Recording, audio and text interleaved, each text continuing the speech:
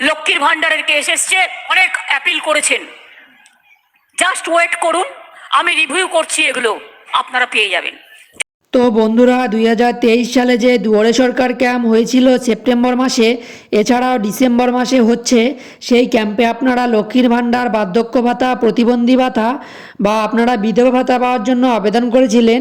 তো সেই টাকা আপনারা কবে পাবেন সেই নিয়ে অনেক প্রশ্ন রয়েছে। এছাড়া মুখ্যমন্ত্রী কিন্তু সেই টাকা কবে পাবেন এ নিয়ে কি ঘোষণা করলেন দেখুন আজকের ভিডিওতে, তাই ভিডিওটি না টেনে সম্পূর্ণ দেখবেন।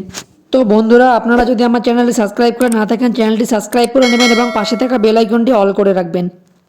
করি লক্ষ্মী ভান্ডার মেয়েরা জেনে রাখবেন, পরিবারে হয়তো একজন পাচ্ছেন, দুয়ারে সরকারে আবেদন করবেন, 25 থেকে 60 বছরের সব মেয়েরাই পাবেন। আর 2 নম্বর হচ্ছে, যখন আপনাদের 60 বছর বয়স হয়ে যাবে তখন কিন্তু লক্ষ্মীর ভান্ডার বন্ধ হবে না, তখন ওটা ওল্ড এজ পেনশনে অটোমেটিক্যালি চলে যাবে। যত দিন বাঁচবেন সারা জীবন ধরে আপনারা এই পেনশন পাবেন, এটা আমরা করে দিয়েছি।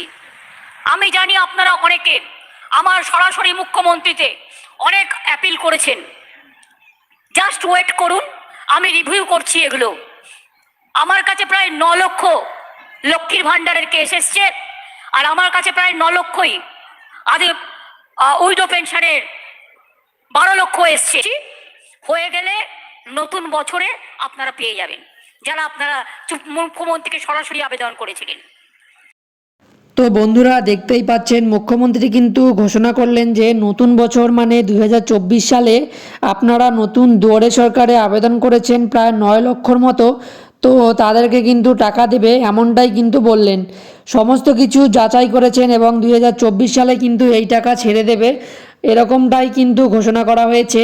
তাহলে নতুন বছরে জানুয়ারি মাসে টাকা পাওয়ার সম্ভাবনা রয়েছে। তো নতুন বছরে যখনই টাকা ছাড়া হবে তখনই আপনাদেরকে সেই আপডেট আমরা জানিয়ে দেব। আর বার্ধক্য ভাতা মানে ওল্ড এজ ভাতা টাকা দেওয়ার ব্যাপারে কোনো রকম আপডেট এখনও পর্যন্ত নেই, কারণ ওল্ড এজ ভাতা শুধুমাত্র মমতা বন্দ্যোপাধ্যায় দেয় না, সেটি কেন্দ্র ও রাজ্য মিলিয়ে সেই টাকাটি দেয়। যেহেতু কেন্দ্র রাজ্য মিলিয়ে দেয় সেহেতু যারা বার্ধক্য ভাতা আবেদন করেছেন তারা টাকা পাচ্ছেন না এবং নতুন শূন্যপদও নেই, এ কারণেই কিন্তু নতুন বার্ধক্য ভাতার টাকা ছাড়া হচ্ছে না।